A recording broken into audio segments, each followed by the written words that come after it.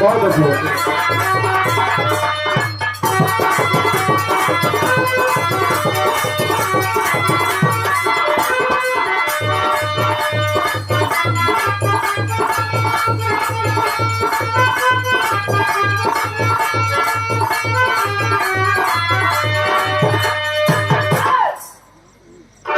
धर्मेंद्र भैया औरत अपना मेहरारू गरम से गरम हो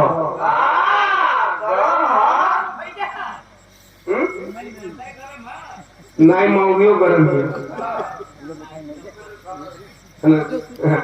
जब मर्द मन से लगा तो मेहरारू ऑटोमेटिक गरमा दिए।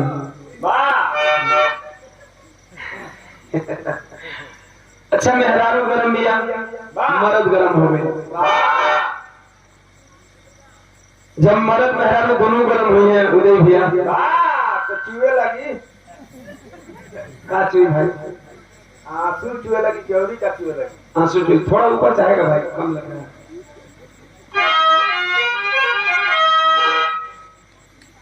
मेहरारू गरम मर्द गरम जब मर्द गरम हुई तो महाभारत हुई।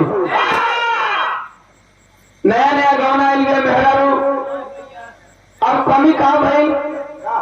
समझ में नहीं होता मर्द गुस्सा गई गुस्सा के दो चार तमाचा खींच दे। अच्छा मर्द मार दे तो मेहरारू गुस्सा जाए मेहरारू नाराज हो के होले मर्द आवता मनावता ये हमार धन ये हमार सोना हमारी का डांटी लगे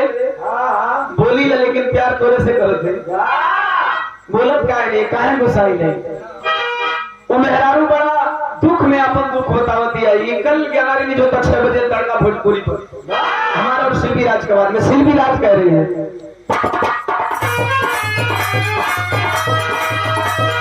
एकदम माला माली इंस्ट्रूमेंट बोला था आगे बढ़ाओ तो सीडी ले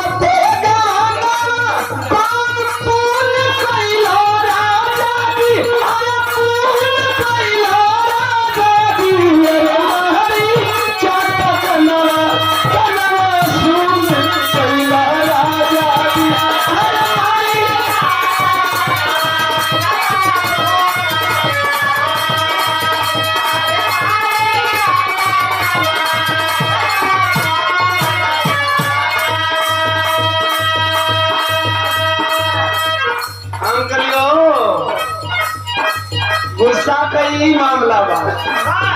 अरे एक थापर मारिए दली तो के डांटिए दिन तक कहाँ बैठे तो मरद न है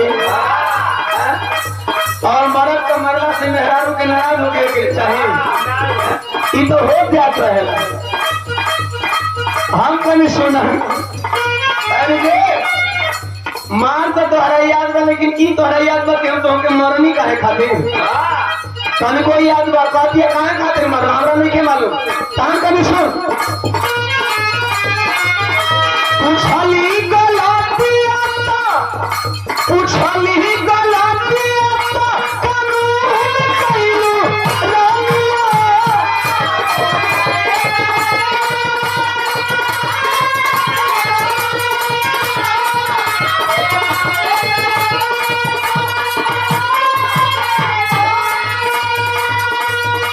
उछली गलतिया